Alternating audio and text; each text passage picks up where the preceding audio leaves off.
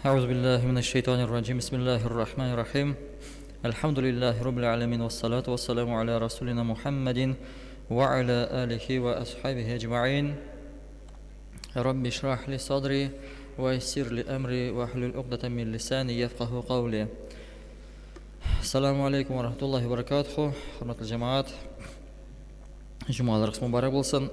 Inshaalloh biz darsimizni davom etamiz. Shu islom dini negizlari kitobidan hammanda kelib jetdik.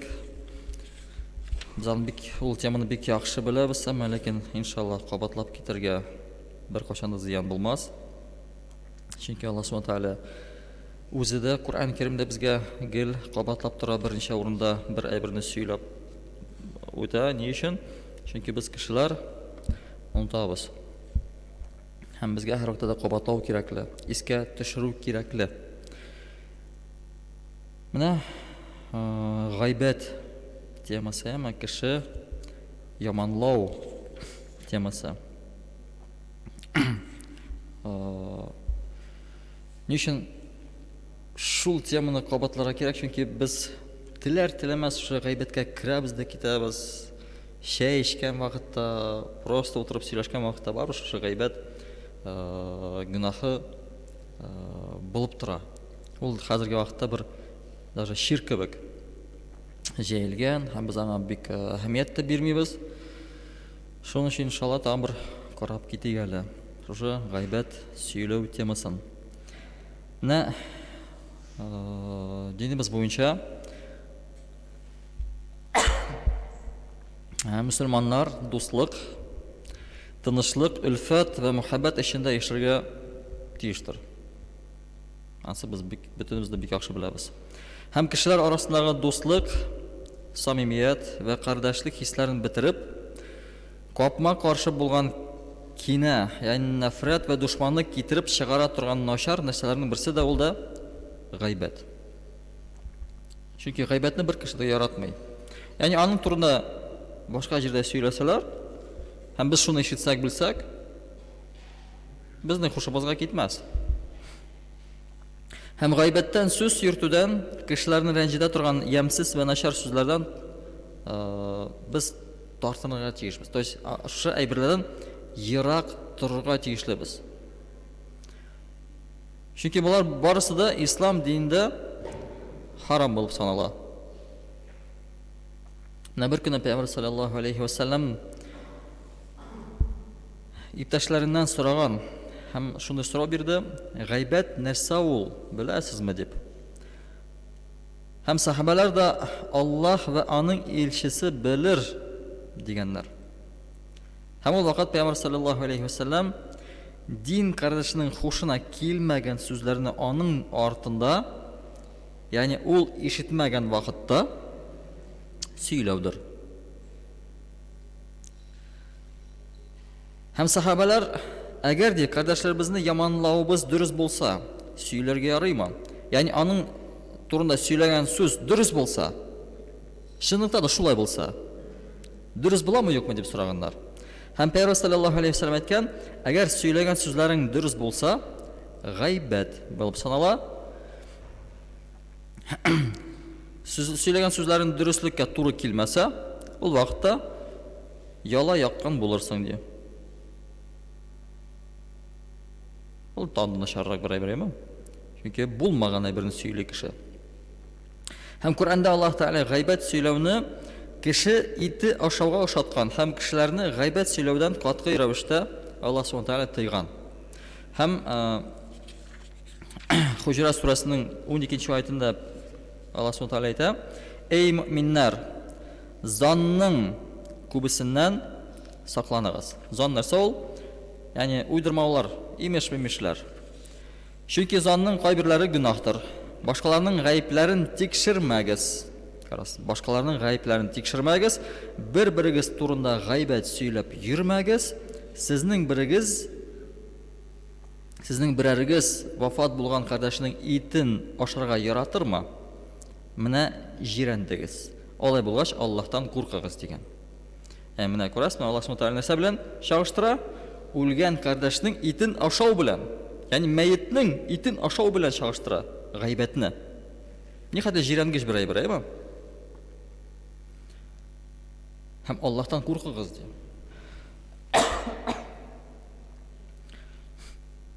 Һәм Пәйгамбәр саллаллаһу алейхи ва саллям гайбәт сөйләүчеләрне яратмаган. Әгәр бер кеше аның янында гайбәт сөйләргә тотынса, гайбәтнең харам ва гунах булганын хәтерләтә торган булган.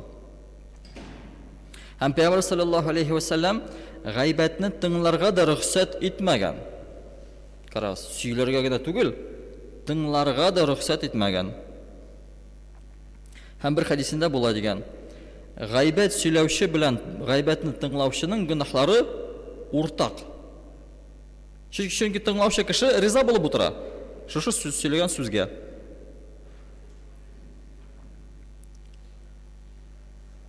Һәм гайбәт сөйләүчеләр начар бер хасталыкка дучар була. Чынлыкта да начар бер хасталык, әйме? Ул бер шир кебек ябышса, котылып булмый аңардан. Һәм уйлап кына карагыз, безнең яныбызда, күз алдыгызга китерегез, безнең яныбызда башкалар хакына гайбәт сөйләп торган кеше килеп утыра һәм башка кеше турында сөйли. Әйме? Башка җирдә ул синең турында да шулай сөйләячәк. Ул кеше бөтен кеше турында сөйли. Синең турында башкалар турында сөйли, башкалар янында синең турында сөйли. Ул бер шир кебек.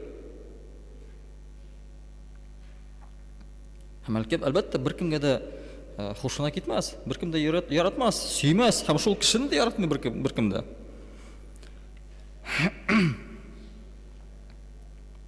Һәм мөселман булган кеше башкаларның гайбен эзләп, ул турыда анда-монда сөйләп тә йөрмәс. Бөтен кешеләр гайб бар. Бик эзли башласам, анда эзлисе дә юк. Әйме? Чөнки кеше гайбе бик яхшы күренә. Аның гайбе, кешенең гайбе ул аның тышында прямо. Дөрес кеше мөселман кардәшенең хата ва гайбларын сыр итеп сакларга тырышыр. Сыр итеп сакларга тырышыр. Беркемгә дә әйтмәс ул кешенең гайбе турында. Ә бездә нәрсә? Гайб булса, бөтен кешегә сөйли. Күреп кенә дә, әйме, бер әйберне күреп кенә бөтен кешегә сөйләшәк. Күреп кенә, әле белми дә, хаклыкмы, юкмы ул? Теге бик кызык бер видео, бик матур бер видео бар я. Без мөселман кардәш карап тора, җирдә ята пиво бутылкасы. Шуны күтәреп алып китте шипкә атырга. Һәм аны күрделәр. Һәм беләләр аның мөселман икәнлеген. Һәм сүстәр алды. Пиво банкасы белән барган. Без аны җомгада күрәбез, намазда күрәбез, ул пиво эчә икән. Күрде генә, әле белмәй ул чынлыкта да шулай микән, юк микән? Һәм шул шир таралган бездә. Күреп кенә шул вакытта кеше гайбен, мөселман кардәшнең гайбен сөйли. Алай булар тиеш түгел. Әгәр ул безнең мөселман кардәшебез гүнах кылса да, даже әгәр эчсә дә, әгәр гүнах кылса да, аны башка кешегә сөйләсе юк. Аны сыр булып калдырырга тиешлебез. Яни аның белән сөйләшергә, бары аның белән генә тет-а-тет, әйме? Әмма ләкин башка кешегә сөйләргә ярамый аның гүнахын. Пәйгамбәр саллаллаһу алейхи ва саллям вакытында сахабалардан берсе зина кыла. Алданды, нишлисең? Кешеләр. Олар кешеләр, бездә кеше. Һәр кешенең нәфсе бар. Һәр кешенең янында шайтан утыра. Бик күп көннәр йөрде. Тынычсыз йөрде. Чөнки гүнах кылды. Шушы гүнах аны бик нык изә иде. Һәм бер иптәшенә сөйләде. Ул тусты бит инде, нишлисең теге. Сыр итеп сөйләде. Әмма ләкин нәрсәшәде тегесе? Син шундый гүнах кылдың, әйдә киттек. Кулдан тотып, Пәйгамбер саллаллаһу алейхи ва саллямга алып барды. Әйтте Пәйгамбергә. Нәрсе эшләдең? Тегесе әйтәм, зина кылдым. Я Расулуллах. Пәйгамбер әйтә, бәлки син зина нәрсә икәнен белмисеңдер. Бар кит моннан ди. Юк, мен зина кылдым. Бәлки син башың эшләмәйдер ди. Кит моннан. Куа. Юк, Пәйгамбер саллаллаху алейхи ва саллям, мин үз акылымда булдым ди, һәм зина нәрсә икән беләм ди. Кылдым. 3-4 тапкыр куды аланы. Бар уйла ди, яхшырак уйла. Бәлки син уйлыйсың зина кылгансың дип, әмма ләкин зина булмагандыр. Саң юк, кылдым диде. Һәм әлбәттә шариат буенча нәрсә эшлиләр ул кеше белән? Үтерәләр. Шушы гөнаһны юар өчен. Әмма ләкин Пәйгамбер саллаллаху алейхи ва саллям теге кешегә, кем аны җитәкләп алып килгән кешегә әйтте: "Синең өчен хәерле булыр иде. Кардәшеңне шушы зина кылган вакытта каплап торга ди. Зина кылган вакытта ди. Каплап торга, бер кемгә дә күрсәтмәскә."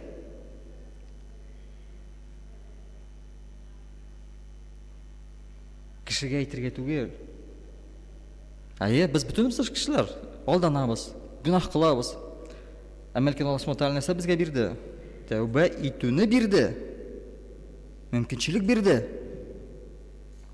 Һәм кардәшебезнең без ничек аның гаибен башка кешеләргә сөйләячәкбез? Пәйгамбер саллаллаху алейхи ва саллям әйткән, әйме? Кардәшеңнең сирен, гөнаһын сакла. Бездә күпчелек вакытта юк. Башка кешегә сөйләп, аның гаибен тикшереп, менә даже күфрлеккә дә чыгаралар. Кафир, диннән чыккан. Алла сакласын. Шуның өчен без дә бик игътибарлы булырга тиешлебез үзебезнең сүзләребезгә. Нәрсә сөйлибез, кемнәргә сөйлибез? Әйтәм, гайбәт хәзерге вакытта теге шәй белән печенье ичкән кебек, әйме? Гайбәт шәй ичкәндә дә сөйләнелә.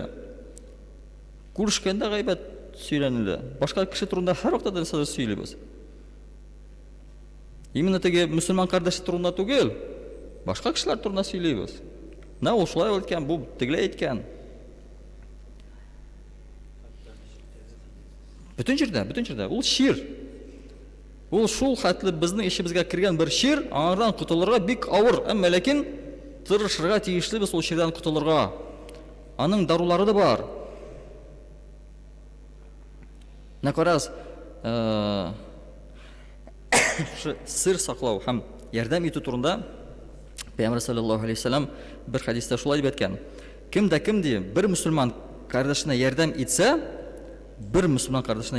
Аллаһ та ул кешегә ярдәм итәр. Кем бер мусульман кардәшенең кайгысын бетерсә, Аллаһ та ахиратта аны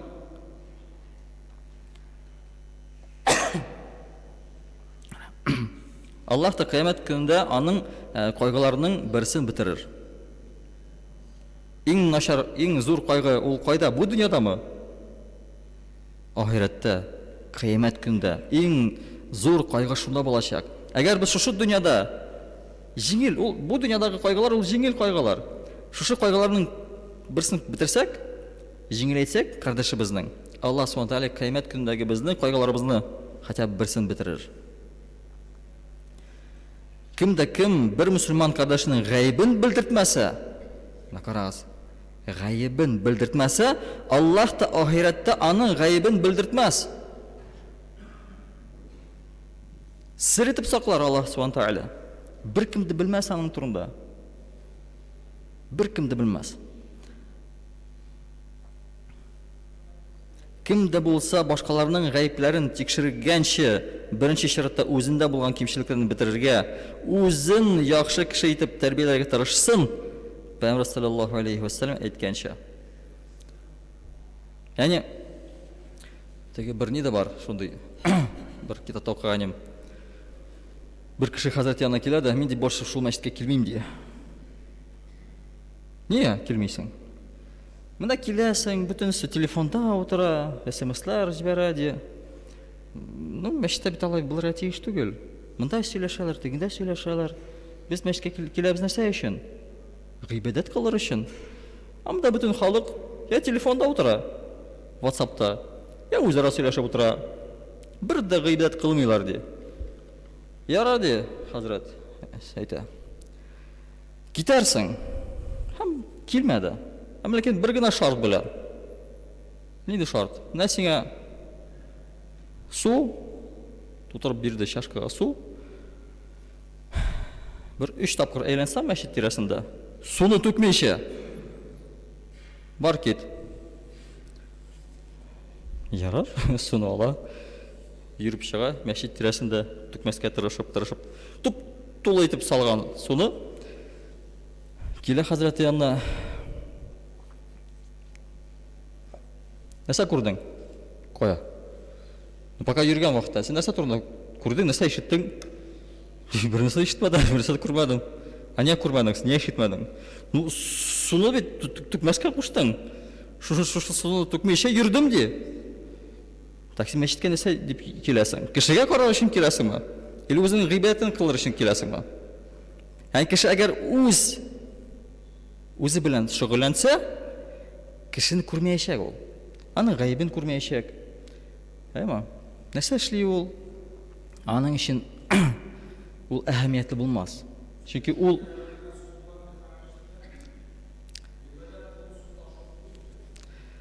Руслан, не надо из крайности в крайность кидаться, яма?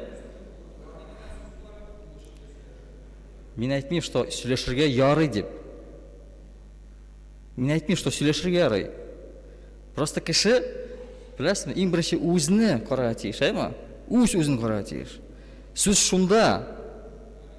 Ну, мен бит айтмайм, что мәшітті сөйлешірге ярый деп. Айтмайм.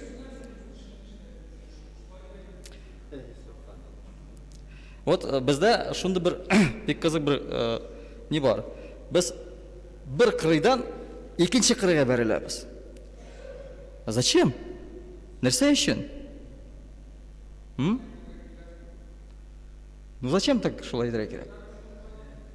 Не надо говорить то, что я не говорю, не надо говорить то, что я не шулай сөйлейм. Не надо. Нет. Менің әйтуім нәрсе, кіші ең бірінші өзін қораға тиіш. Кішінің ғайбін түгел. Кіші ғайбін түгел. Өзінің ғайбін қораға тиіш. Сөз шунда бара. Біз көпшілік вақытта бет кішіні текшіреміз, қарайбыз. Ол нәрсе ішлей. Нәрсе үшін келді ол? Нәрсе ішлей ол? Қоя бара ол? Біз кіші ғайбін нешектір тобырға тырышабыз. Өз біздің ғайбыз көрінмей. Потому что кіші біздің үшін оқ бит кебек. Ол бір гүнах ішлесе, сразу көріне. Теге оқ биттегі қара нұқта кебек. Хайма? Біз өзіміз үшін қара бит кебек. Қара биттегі қара нұқта көрінмей шол. Біз әлі нәрсе шешсек те, біздің өзіміздің ғайбыз көрінмей.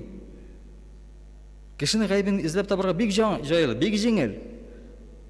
Бұл Пәйғамбар саллаллаху алейхи ва саллям айтты, имбірші өзіңнің ғайбын тап де.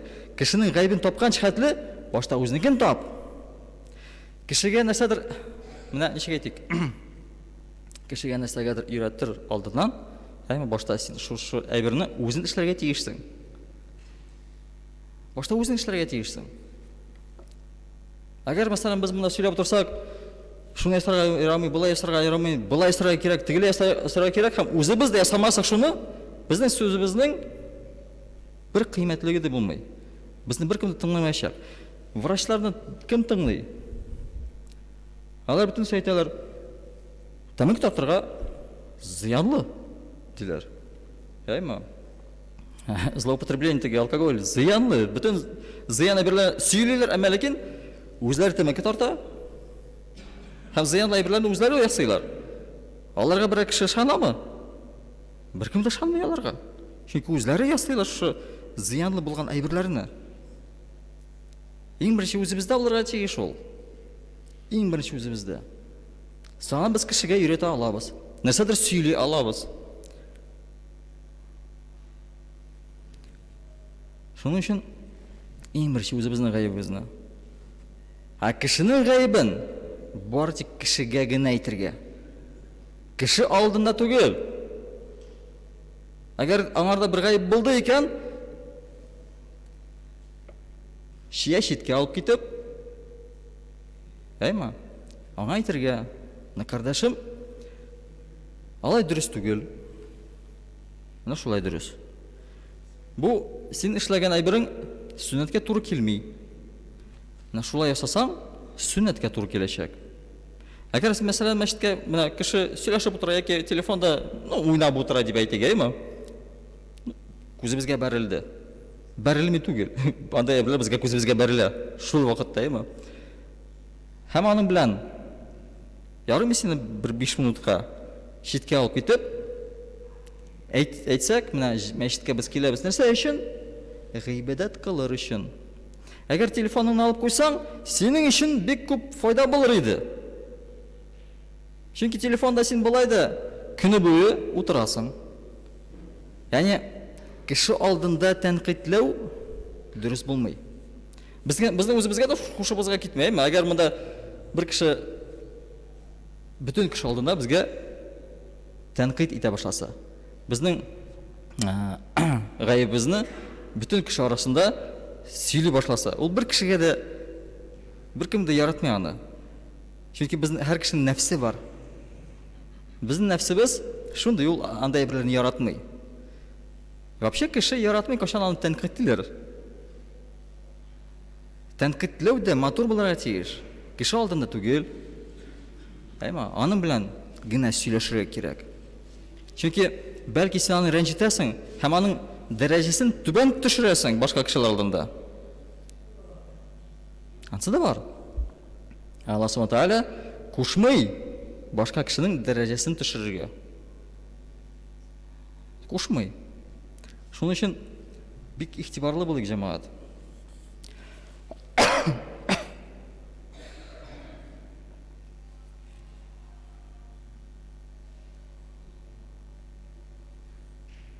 Һәм әлбәттә без беләбез нәрсә? Пәйгамбәр саллаллаһу алейхи ва саллям бер хадистә әйтте: Аллаһка ва ахират көненә ышанган кеше хәерле, файдалы гына сүз сөйләсен, яисә авызын ачмасын ди. Яни кеше турында да әгәр нәрсәдер сөйләсебез килсә, бары тик яхшылык булырга тиеш, әйме? Әгәр начар бер нәрсә сөйләсен килсә башка кеше турында, лучше бер нәрсә дә әйтмә. Әлбәттә аның ниләре дә бар. Теге, ничек әйтик, исключениялар бар, әйме? Шушы гайбәт турында. Мәсәлән, безнең саклап каласыбыз килә икенче бер кардәшне, һәм әйтәбез, эш итмә теге кеше белән. Ул алдаша торган кеше. Эш итмә, аны белән эш итәргә ярамый. Чөнки мин үзем, мәсәлән, әйтик, үзем аның белән пештем. Мәсәлән буенча. Шуның өчен син дә бик осторожный бул. Шулай әйтергә була башка кеше турында. Әмәлки теге гаип, кисәтү, саклап калу. Кешенең малын һәм җанын саклап калыр өчен без сөйләй алабыз башка кеше турында. Чөнки ул аның белән эш итәргә тырыша. Теге алдакчы, әйме, аңа акча бирә, тая теге. Мал бит югала. Шуның өчен без шушы малны саклап калыр өчен, кешенең малын саклап калыр өчен без әйтә алабыз аның турында. Әмәлки бер дә юкка сөйләү, дөрес булмас.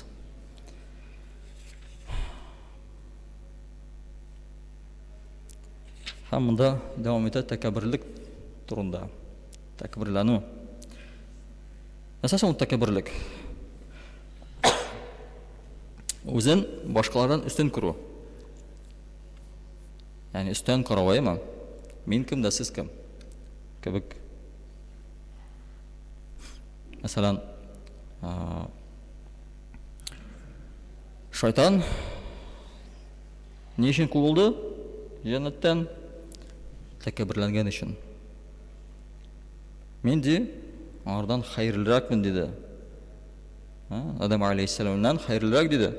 Ол балшықтан яратылған, мен оттан яратылдым. Не үшін мен аңа сәждә қылырға тиешмін? Шундай мағынада сүзләре булды. Һәм әлбәттә тәкәббүрләнде.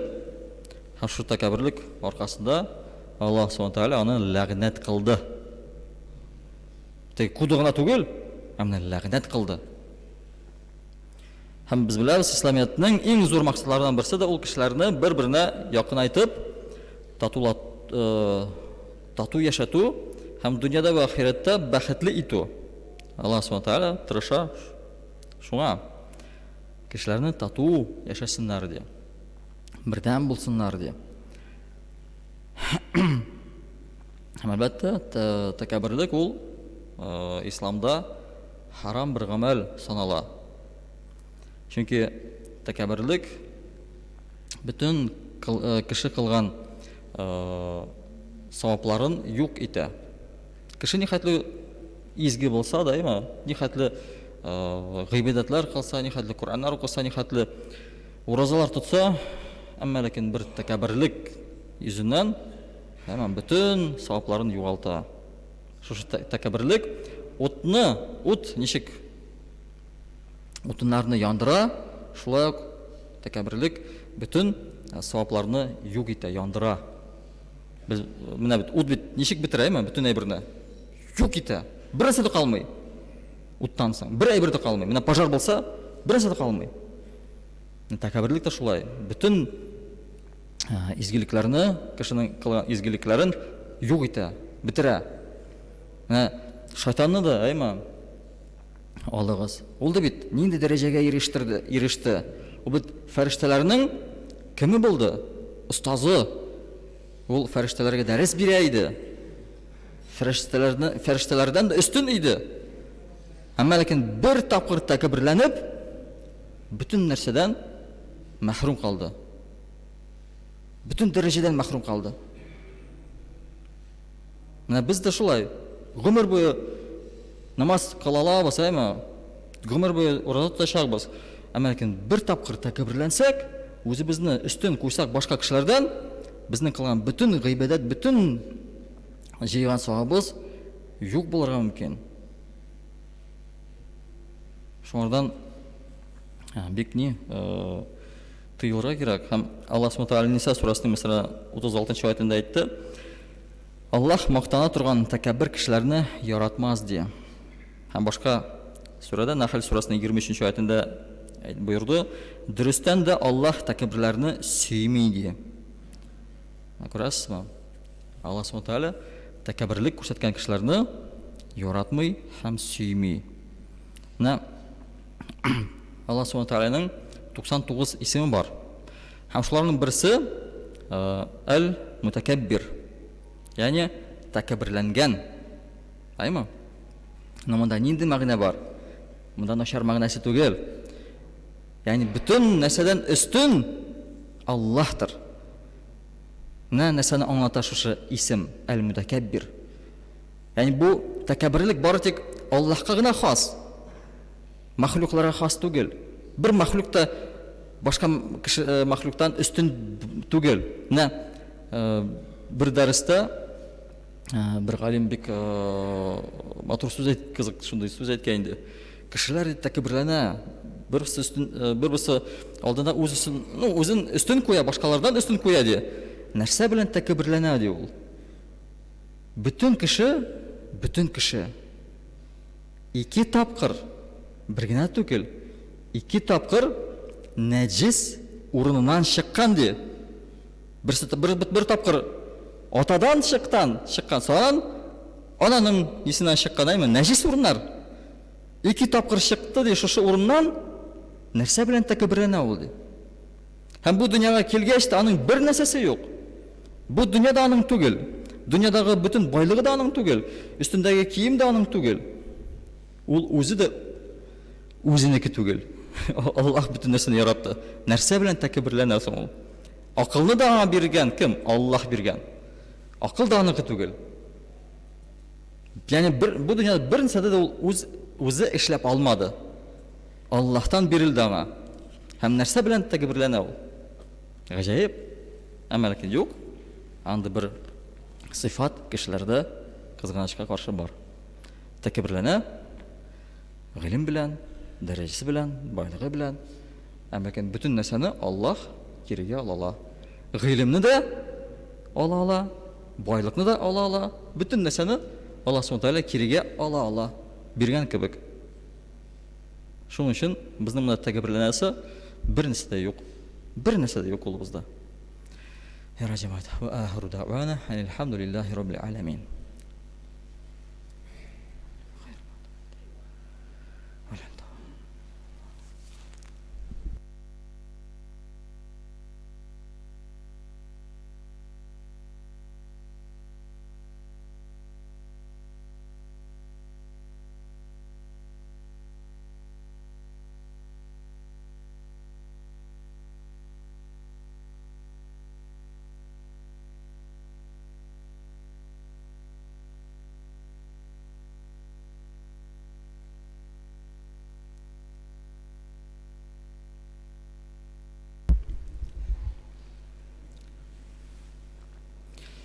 الله أكبر الله أكبر الله أكبر الله أكبر أشهد أن لا إله إلا الله أشهد أن لا إله إلا الله أشهد أن محمد رسول الله أشهد أن محمد رسول الله حي على الصلاة حي على الصلاة حي على الفلاح حي على الفلاح الله أكبر الله أكبر لا إله إلا الله.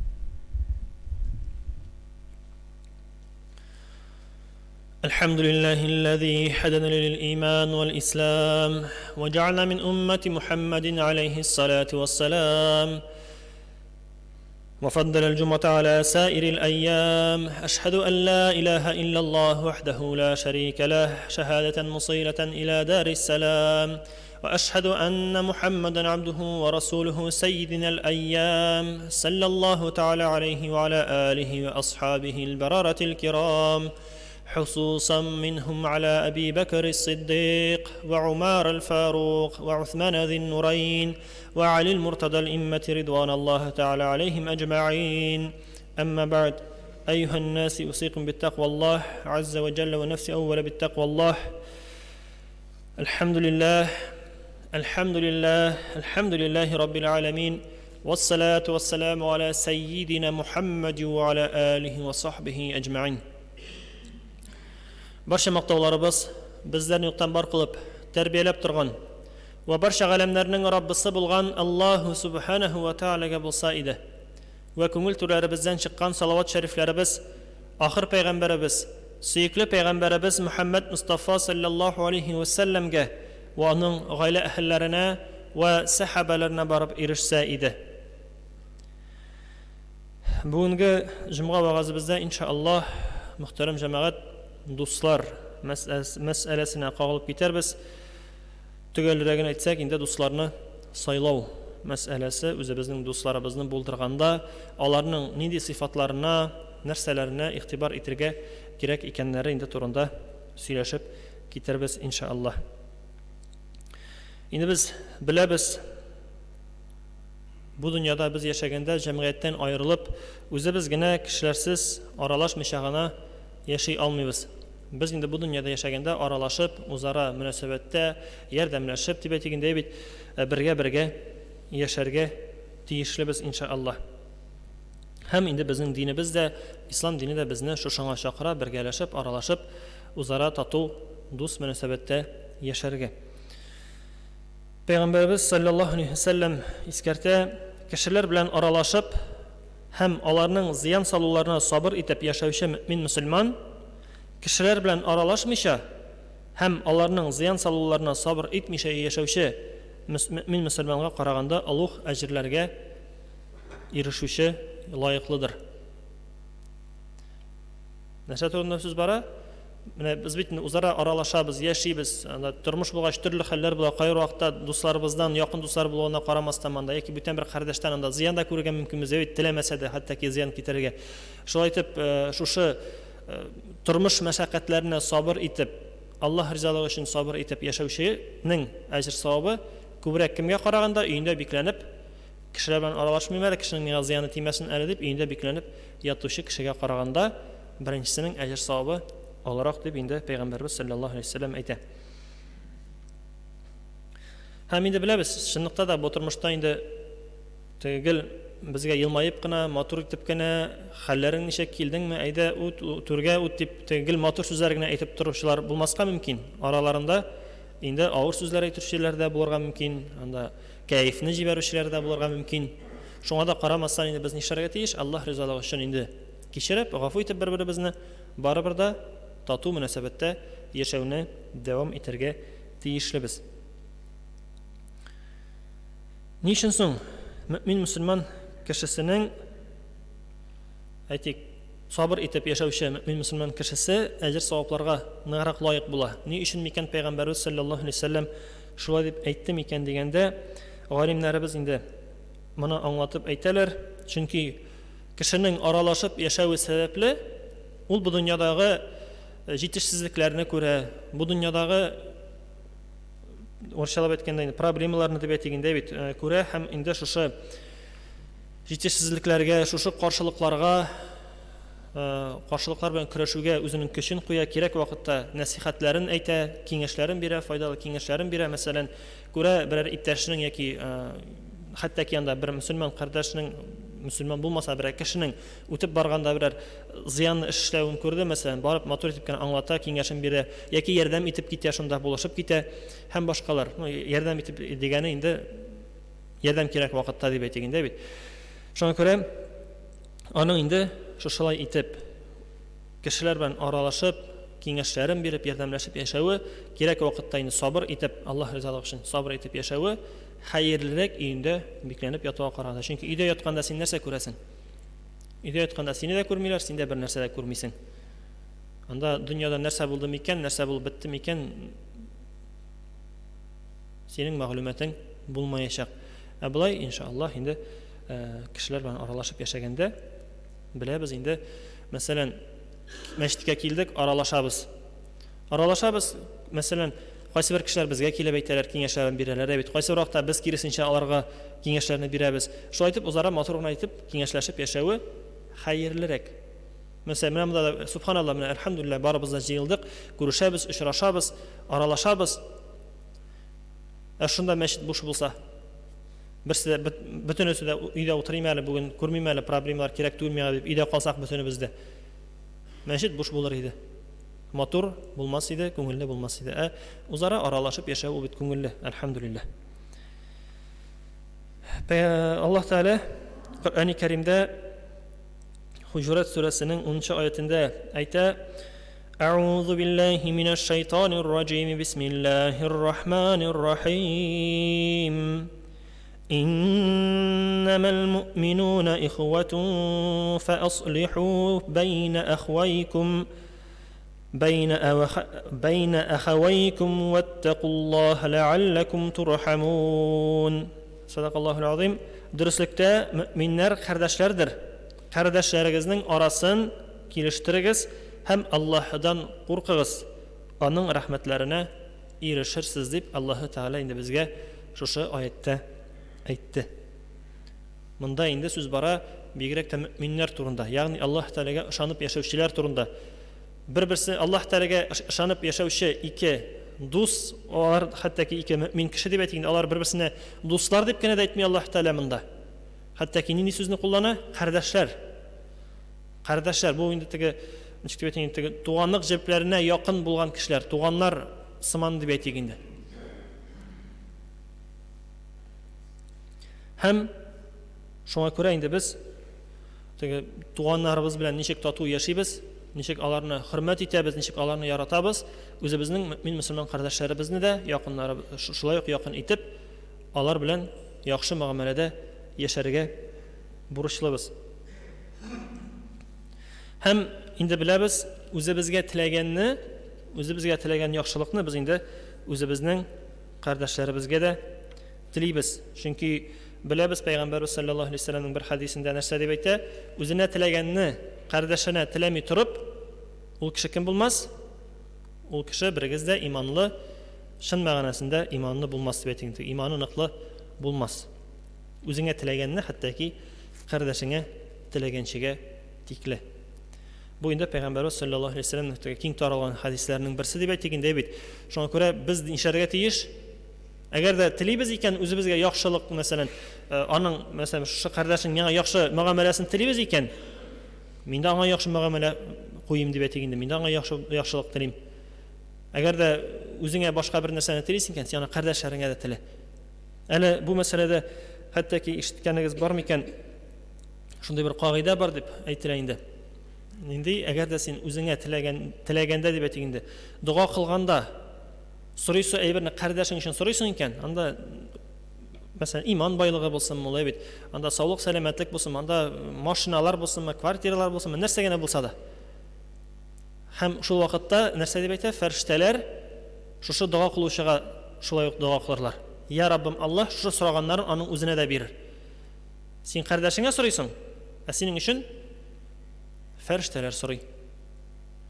Шуңа күрә иншааллаһ теге дуга кылганда да үзебез турында гына уйламыйбыз, үзебезгә генә дуга кылмыйбыз, туганнарыбыз, якыннарыбыз, кардәшләребез, дусларыбыз, иптәшләребез дип әйтгәндә бит, күршеләребез барысы өчен дә сорыйк. Аллаһ Тәгалә иншааллаһ ярдәменнән ташламас. Аллаһ Тәгалә ярдәм итер иншааллаһ.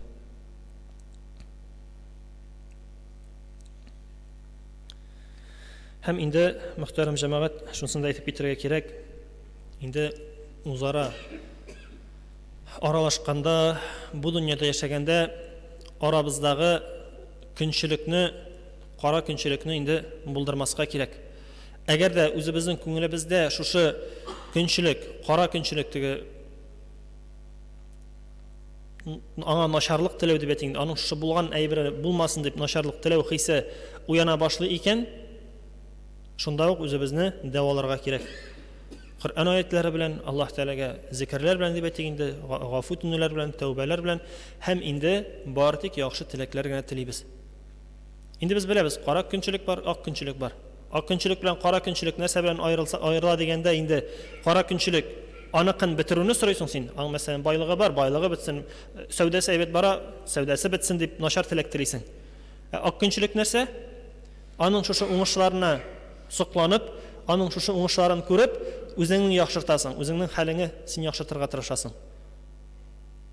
Теге аны яхшы яктан үзгәргә тырышасың, үзеңдә дип әйтик инде. Мәсәлән, күрәсең иптәшең анда вакытында намаз укый, син дә вакытында намаз укымакчы, укырга тырышасың, анда уразаны тота, син дә ураза тотасың, аннан калышмыйсың дип әйтик инде бит. Анда хәйр садакалар бирә, мәсәлән, ярдәм итә берәр эштә, син дә тырышасың. Монсы инде иншаллаһ ак көнләшү булыр. Инде начар теләкләр теләргә тиеш түгел без беребездә. Һәм инде мөхтәрәм җәмәгать, дусларыбызны сайлаганда да, мәсәлән, инде бер кеше белән таныштың, һәм аны дус итеп үзеңә атаганча дип әйтик инде, кайсы бер сыйфатларына да игътибар итәргә кирәк.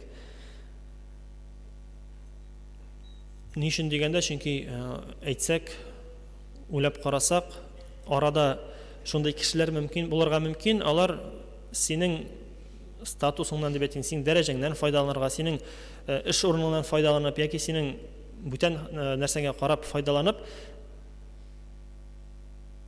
аннары кирәгең беткәч, дуслыкны онытучылар да булырга мөмкин.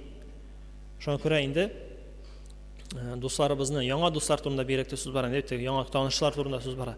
Алар яңа кешеләр белән танышкач, теге серләребезне, ниләребезне ачып салырга, ашыгырга кирәк түгел. Аларны сынап карарга кирәк, тикшереп карарга кирәк. Бу чынлыкта да ныклы, ышанычлы дусмы, юкмы икәннәрен инде безгә тикшерергә кирәк. Һәм инде нәрсәләргә караганда, инде сыйфатларына игътибар итәргә кирәк дигәндә, беренчедән, алар сиңа Аллаһның ризалыгына ирешер өчен ярдәм итүчеләр булуын.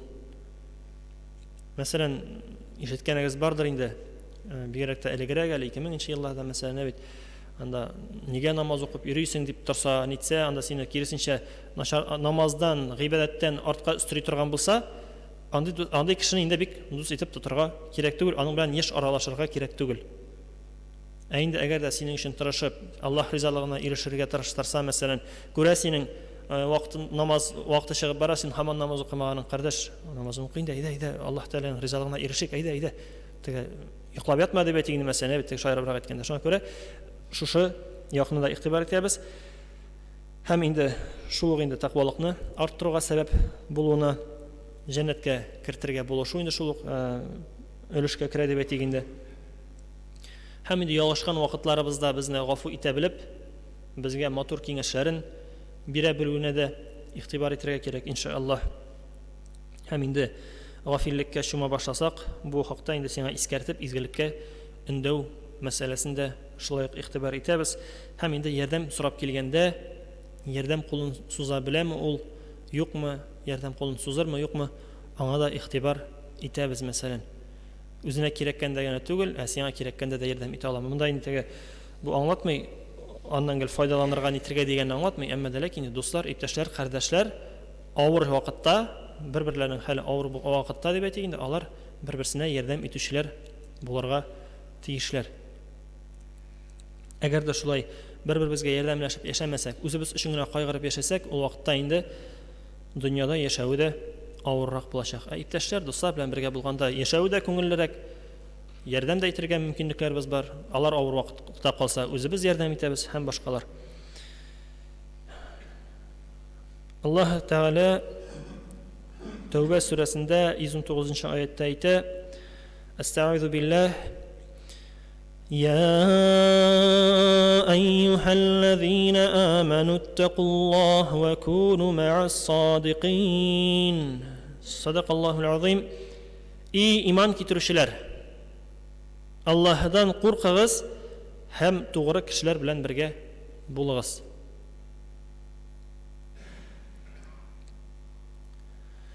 Шулай ук Пәйгамбәрбез саллаллаху алейхи вассалам да дусны сайлаганда кеше үз дустының нинди динендә булыр, шуңа да ул үзе кемнәр белән дус булганына игътибар итсен дигән.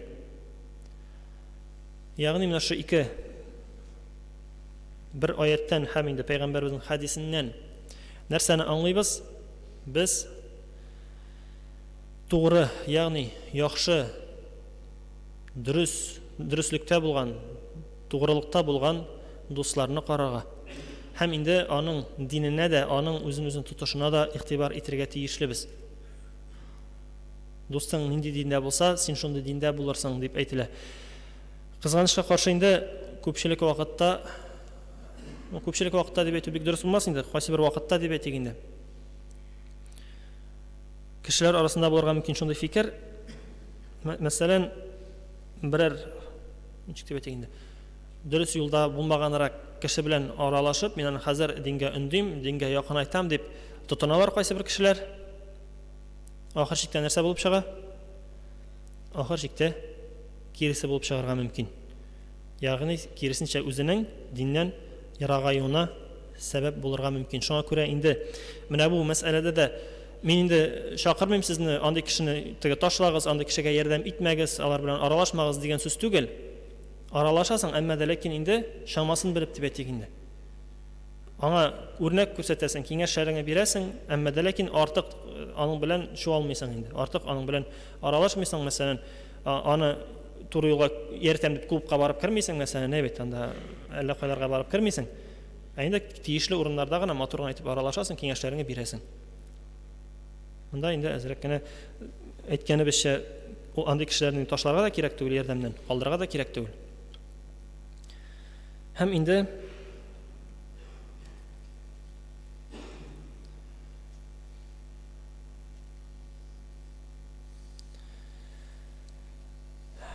Пәйгамбәрбезнең тагын бер хадисен китереп китәсе килә. Бу инде шулай ук дусларның сиңа йогынтысына, үзебезгә йогынтысына, тәэсиренә кагылышлы хадис. Мәсәлән, Пәйгамбәрбез саллаллаху алейхи вассалам әйтә: "Гадел, яхшы дус ислемай сатучыга, начар иптәш исә тимерче күреген өрдерүчегә тиң." Ислемай сатучы янында булсаң, син аннан яки ислемай сатып алырсың, хуш исле дип әйтгәндә бит, яки инде сатып алмасаң да шунда торганнан сиңа хуш ис сеңер, хуш ис белән дип әйтгәндә тәмле ис белән кайтып китерсең. Ә инде тимерче янында торсаң, яки ул тимернең сасысы сиңа йогыр дип әйтелә инде, яки шул тимернең бер ычкыны эләгеп киемеңне жандырыр, сиңа зыяны тияр дип әйтелә инде. Монда инде сез дөрес аңлагыз, в прямом смысле дип әйтгәндә әйтелгән сүз түгел, анда тимерчеләр янына барга ярамый дигән сүз түгел бу. Бу бары тик иптәшләрне чагыштырып кына әйткәндә инде китерелгән хадис. Инде мөхтәрәм җәмәгать, тагын бер гыйлем иясенең, ягъни Ризаддин бин Фахриддиннең хезмәтләренә күз салып китсәк, ул да инде үзенең хезмәтләрендә бик күркәм, дусларга кагылышлы бик яхшы сүзләр әйтеп калдырган.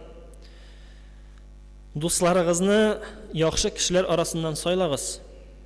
Дине бөтен һәм акылы камил, фикере туры булган әдәпле кешеләрне табыгыз. Мондый кешеләр авыру вакытыгызда дава, сәламәт вакытыгызда зиннәт, мәшәкатьләрегездә таяныч, бөек сәгатьләрегездә күңелләрегезне күтәрүче, сәфәргә киткән вакытларыгызда дугачыгыз булырлар. Байлыкка ирешүләре белән сездән киселмәсләр. Ә сез тарлыкка төшсәгез, ярдәмнәреннән ташламаслар. Мәсәлән, якын дустыңның хәле яхшырып китсә, байлыгы артып китсә, масайып, борын шыйрып, "Юк, все булды, мин сиңа аралашмыйм" дип әйтмәс ди. Ә инде киресенчә сиңа да ярдәм итер, сине дә шакырыр, анда булышыр, сиңа да ярдәм кулларын сузыр, әгәр дә син авыр хәлдә калсаң. Дуслыклары сүзләреннән артык эшләрендә күренер. Әгәр шундый дусларыгыз булса, аларга нык ябышыгыз. Үзегездә зарланырлык кимчелекләрне булдырмагыз. Намысы да бик файдалы киңәш. Андый дусны дус итәргә, андый дуска ябышырга, әмма дә ләкин үзеңне дә карарга кирәк. Ул дус та синдән канәгать булырлык булсын. Сиңа аннан түгел, ул да синдән канәгать булсын. Син дә аның өчен тырышасың, аның күңелен күрәсең дип әйтгәндә бит. Аңа булышасың, ярдәмләшәсең кирәк вакытта. Дусларыгызны чын күңелдән сөйегез. Арагызны үлемнән башка нәрсә аермасын. Дус тәне мөгамәлә кылучыларның барысы белән дә дус булырга ашыкмагыз, үзегез яратмаган кешеләрнең барысында дошман күрмәгез.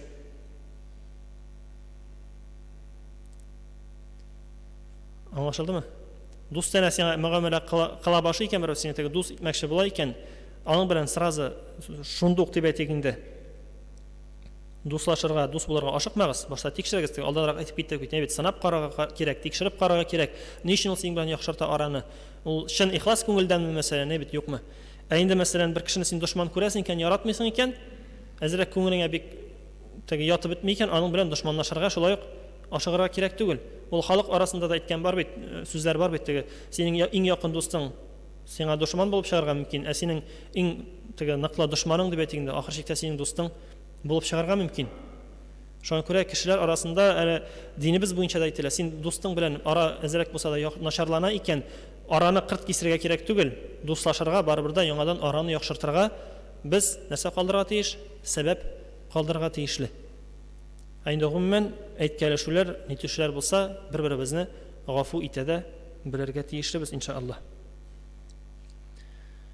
Телләре белән генә вәгъдәле, ихлас күңелле булучылар белән сынатмастан элек ышанып дус булмагыз. Ягъни теле белән генә ул матур сөйләргә мөмкин, әллә нәрсәләр вәгъдә итеп бетәргә мөмкин сиңа. Матур сүзләр сөйләргә мөмкин, әмма дә ләкин Ризатин Фахриддин нәрсә дип әйтә? Сынап карагыз башта.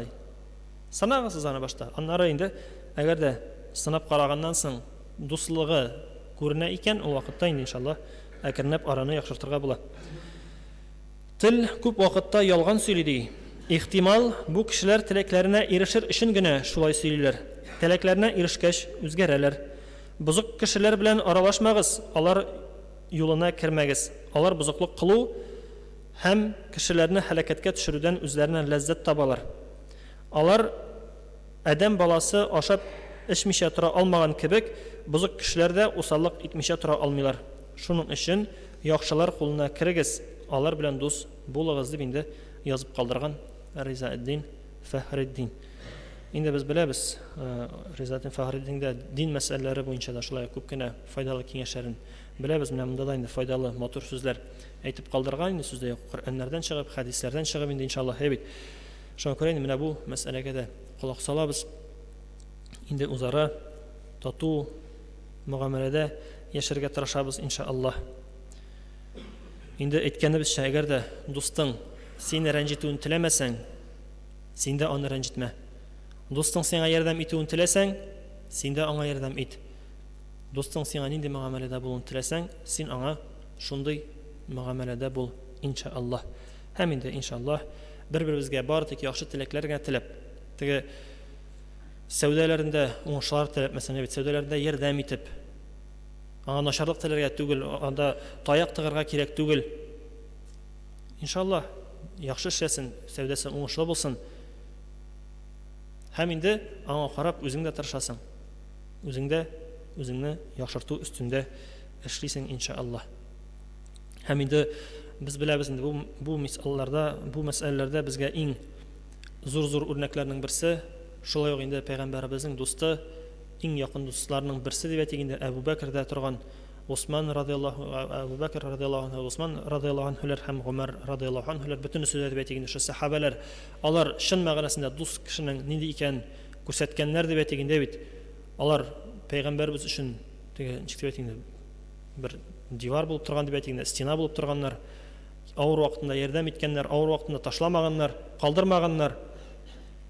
Байлыкларын жәлләмәгәннәр, кызганмаганнар, ислам юлында Аллаһ ризалыгы өчен пәйгамбәребезгә ярдәм итер өчен дип әйтгәндә бит, бөтен тырышлыкларын керткәннәр.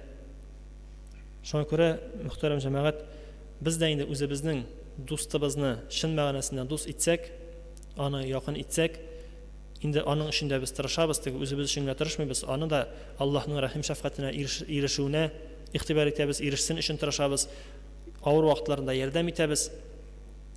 һәм инде кирәк вакытта инде гафу да итә беләбез иншаллаһ. Чөнки шунысын онытмаска кирәк, без үзебездә камил дәрәҗәгә ирешкәннәр арасыннан түгел. Үзебезнең дә кимчелекләребез бар, үзебездә шундый ук кешеләр. Шуңа күрә мөхтәрәм җәмәгать инде сүзнең азагында дип әйтәсе килә инде. Пәйгамбәрбез саллаллаһу алейһи ва сәлләмнең бер хадисен китереп китәм дә иншаллаһ тәмамларбыз. Пәйгамбәрбез саллаллаһу алейһи ва сәлләм әйтә: "Көнләшмәгез, бәйләрне арттырмагыз, үзара нәфрәттән баш тартыгыз. Бер-берегезгә аркаларыгыз белән борылмагыз, бер-берегезнең сәүдәсен бозмагыз һәм бер-берегезгә кардәшләр булган хәлдә Аллаһның куллары булыгыз.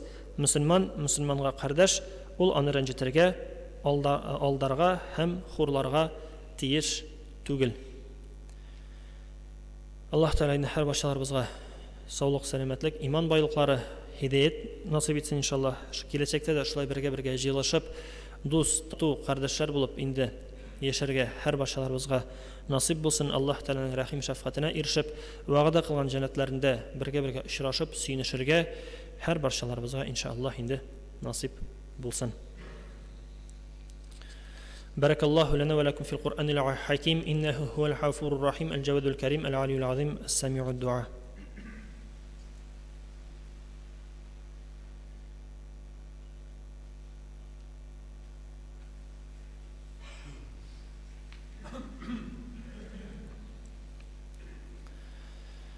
الحمد لله نحمده ونستعينه ونستغفره ونتوكل عليه ونعوذ بالله من شرور أنفسنا ومن سيئات أعمالنا.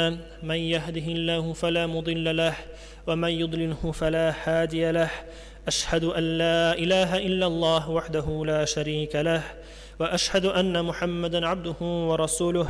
إن الله وملائكته يصلون على النبي يا أيها الذين آمنوا صلوا عليه وسلموا تسليما. اللهم صل على محمد وعلى آل محمد بعدد من فرد وقام وصل وسلم عليه جميع الأنبياء والمرسلين.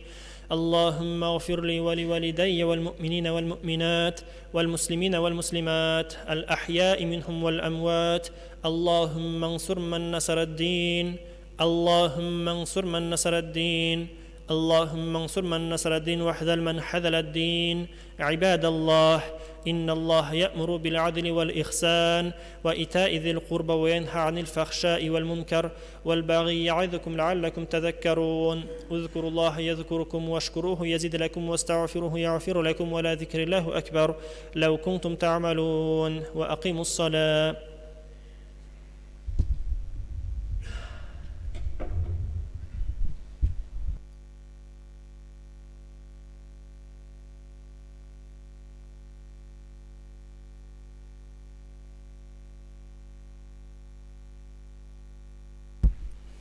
الله أكبر الله أكبر الله أكبر الله أكبر. أشهد أن لا إله إلا الله أشهد أن لا إله إلا الله أشهد أن محمد رسول الله أشهد أن محمد رسول الله. حي على الصلاة حي على الصلاة حي على الفلاح حي على الفلاح. قد قامت الصلاة قد قامت الصلاة. الله أكبر الله أكبر. لا إله إلا الله.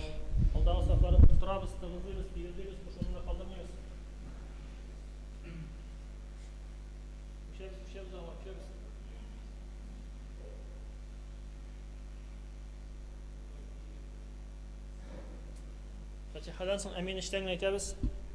Juma namozining 2 rakat farzini o'qiymiz.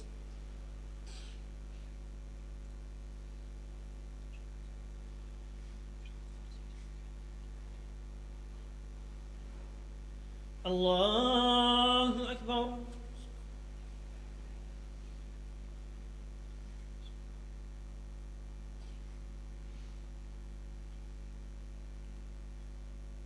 الحمد لله رب العالمين الرحمن الرحيم مالك يوم الدين. إياك نعبد وإياك نستعين. اهدنا الصراط المستقيم صراط الذين أنعمت عليهم غير المغضوب عليهم ولا الضالين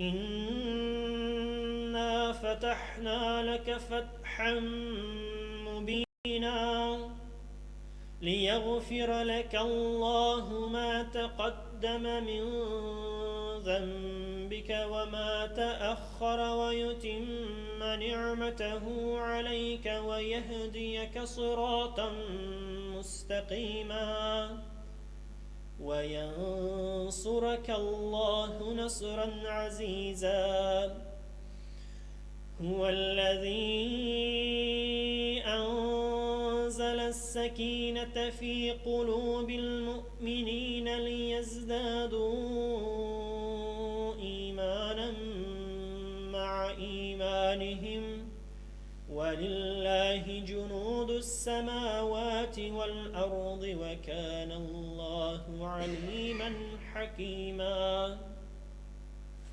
الله أكبر سمع الله لمن حمده الله أكبر الله أكبر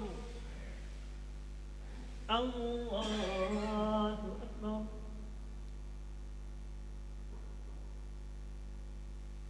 الله أكبر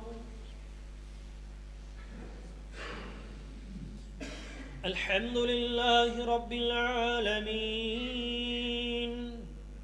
الرحمن الرحيم مالك يوم الدين إياك نعبد وإياك نستعين اهدنا الصراط المستقيم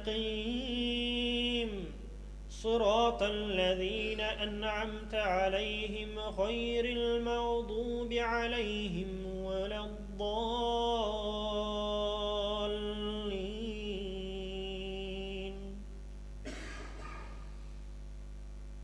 والعصر إن الإنسان لفي خسر إلا الذين آمنوا وعملوا الصالحات وتواصوا بالحق وتواصوا بالصبر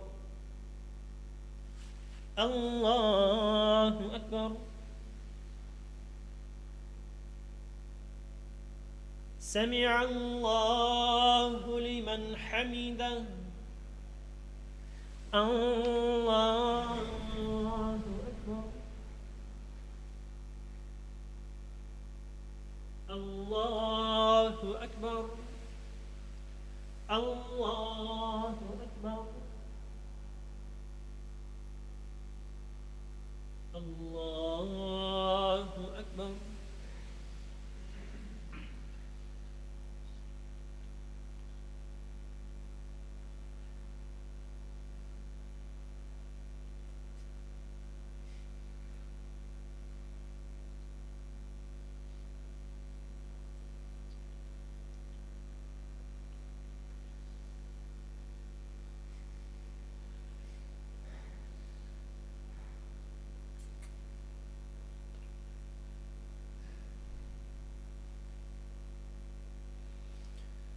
السلام عليكم ورحمة الله السلام عليكم ورحمة الله